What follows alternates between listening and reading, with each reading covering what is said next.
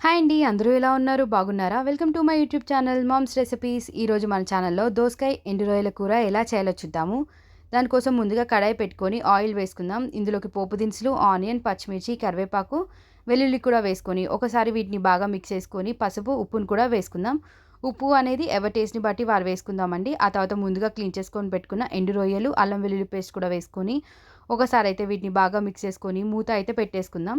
ఒక 5 మినిట్స్ ఇవి బాగా ఫ్రై అయిన తర్వాత ఒకసారి ఓపెన్ చేసి వీటిని మిక్స్ చేసుకొని సన్నగా కట్ చేసుకున్న దోసకాయల్ని కూడా యాడ్ చేసి వీటినైతే ఒకసారి బాగా మిక్స్ చేసి మూత అయితే పెట్టేద్దాం. ఒక 5 మినిట్స్ ఇవి బాగా మగ్గిన తర్వాత ఇందులోకైతే కారం, అలాగే కొత్తిమీర, కొంచెం వాటర్ కూడా యాడ్ చేసుకొని ఇవన్నీ బాగా మిక్స్ చేసేసుకుందాం. ఆ తర్వాత మూత పెట్టేసి మీడియం ఫ్లేమ్‌లో ఒక 10 మినిట్స్ అయితే ఇవి బాగా ఉడకనివ్వాలండి. ఆ తర్వాత మూత ఓపెన్ చేస్తే మనకైతే ఆయిల్ అయితే పైకి తేలినట్టు కనిపిస్తుంది. అంతే, ఎంతో టేస్టీ అయిన ఎండు రొయ్యల కూర అయితే రెడీ అయిపోయింది. Thank you. Please subscribe to my channel.